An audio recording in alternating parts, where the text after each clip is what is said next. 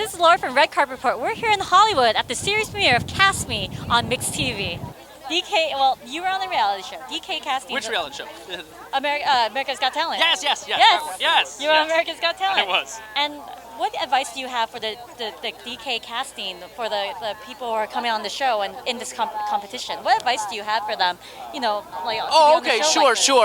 You know, I having been on both sides of the table, because I used to do a lot of musical theater and movie and TV auditions and things like that. It is nerve-wracking, you know, because you show up and you're expected to do the best performance imaginable in, you know, a short amount of time, and usually you have to fight through the LA traffic or what have you in order to get there. So it's all about drawing out the best possible performance out of people, which really kind of boils down to making them feel comfortable in order to get that performance out. So whenever I cast projects, I recommend, you know, I let people come in, I tell them to sit back, relax. We're going to take 2 minutes just for you to kind of settle down. How was your day? How was traffic? You know, did you wake up on time? What did you have for breakfast? Kind of get them thinking about other things. What do you have to worry about, you know, tomorrow, that sort of thing. Get their mind off of the task at hand. And then once they've kind of come down to zero, because usually they're at either, you know, at a 90 or they're at negative 30, you want them down at that zero so that they can hone in and do their craft.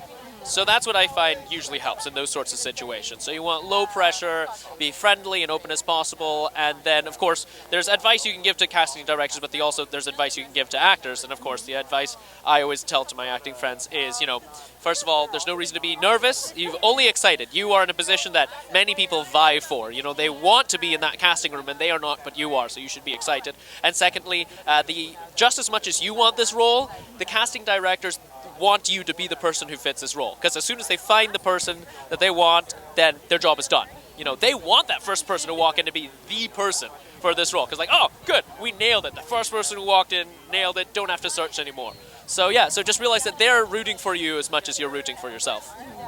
Well, with a show like this on MYX TV, with a show like this, why is it so important to have these kind of shows that showcase diversity and inclusion? Because this industry is so Anglo-centric, you know. One of the things, I forget who I was talking to, but I was talking with a mate of mine, and it just hit me all of a sudden, and I realized there are currently, that I can think of, no Asian male sex symbols. I mean, we used to have Bruce Lee, but even then it wasn't like every woman was like, oh my God, Bruce Lee. But we have, you know, white men and white women, sex symbols, black men, black women, you know, all these, and even Asian women are sex symbols, they're exotic, all those sort of things. Men, we don't have, like, the closest thing we have right now is it Glenn from The Walking Dead? And I don't even know if his character's still alive, you know? We don't have many, and usually when you have Asian men, you know, they're the martial arts guy, they're the Japanese businessman who doesn't speak much English, or you've got the little boy weirdo, like, Data from the Goonies, you know?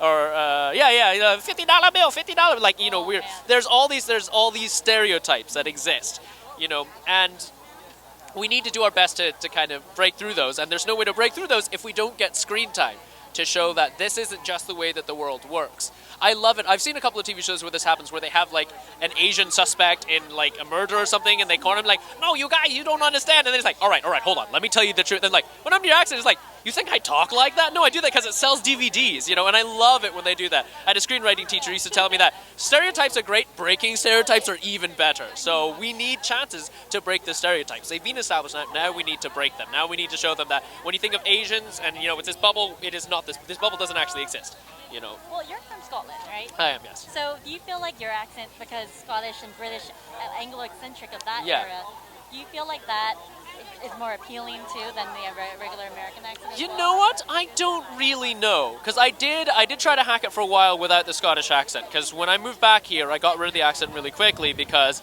everyone just kind of stared at me like I was crazy, because I was 11. I had just gone to middle school, and middle schoolers are particularly vicious, and so they were like, why are you talking like that? I'm like, just kidding, you guys, I don't sound like that, whatever.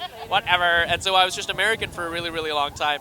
And it wasn't until I became a member of the Magic Castle and I was hanging out with some people, and there's two versions of the story. The one is the adult-friendly version, one's the child-friendly version. The adult-friendly version, people bought me lots of drinks. And so when you drink a lot, you start to regress. And so eventually, I just started talking like this, you know, and they stared at me like I was mental. And they asked me why. And so I said, oh, did I not tell you I grew up in Glasgow? And they're like, no, talk like that all the time. And so now I talk like this all the time. So I don't know whether or not the Scottish thing helps me in any way. I know that it's definitely a hook. It's something unique and it helps me stand out. And I think that it doesn't perpetuate stereotypes. So that's one of the reasons why I'm holding on to it. I don't think I need it. I don't think I need to be Scottish in order to be successful, but it helps break those stereotypes. The instant you see me, you're like, oh, I didn't realize Asian people could be from Scotland. I once had a lady tell me, what? No, that doesn't make any sense. You're Asian and you don't sound Asian. It's like, Scottish isn't one of the things that Asian people sound like. And she was sitting next to her Asian friend who didn't have an accent at all. It was just completely Americanized. And he just looked over, and it's one of those things that we don't, white people generally don't really think about as a lot. But once they think about it, there's no reason why an Asian person couldn't sound Scottish if they grew up in Scotland. You know, there's no reason why anyone can't be from anywhere else. Well, what I want to know is you worked in the entertainment industry, and you're also a magician in the Magic Castle. Is there a disparity in entertainment and magic as well? Kind of. We're actually in a real golden era. We haven't seen this much magic since the mid-90s when we had David Copperfield and Lance Burton would have annual specials, and then we had the show called World's Greatest Magic, and then we went straight into this David Blaine kind of era. And then for a while, magic kind of like was trying to figure out its identity because it went from these big giant stage illusions to this intimate kind of street stuff. And now it's kind of rediscovering its identity again and becoming kind of hip and cool. And so, because we have Now You See Me, we've got Masters of Illusion, we've got Penn and Teller Fool Us, we've got a lot of magic around now, and it's just it's magic now trying to find its next evolution, you know, its next identity, so that it can stick around and still be cool and popular. So yeah, I actually don't feel like we're missing out on a lot of magic. We do need more different types of magic to be shown off. Because the type of magic that comes out when you watch America's Got Talent is big giant stage stuff. And then the type of magic you get when you watch Penn and Teller Fool Us can be close-up, can be big, but we still have lots of producers who kind of step in and say, well, we really want something that's more visual, or we really want this. I know I have several friends who've gone to that program and said, yeah, they literally told me to do this trick, which I knew would not fool Penn and Teller. So there is still this kind of view that Hollywood has, or what media and society has of magic, and they try to make magic fit that when they put it on TV because they think that's what people want. And I mean, it's a similar thing with when you're doing anything in the entertainment industry. People are like, oh yeah, put in the Asian guy with a thick accent. That's funny, you know, as opposed to no, just let the Asian people do whatever they want, and then people will realize, oh, that's not what we want. We just didn't know this existed yet. So, thank you so much. No it's problem. good seeing you again. It's good to see you as well.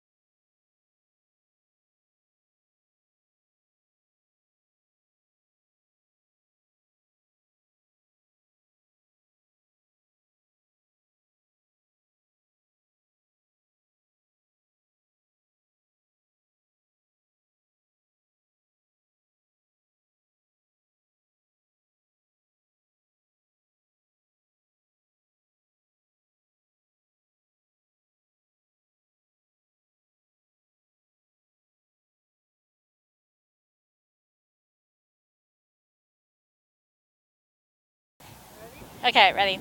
Thanks for watching. Please like, subscribe, and leave a comment on the bottom what you think about tonight.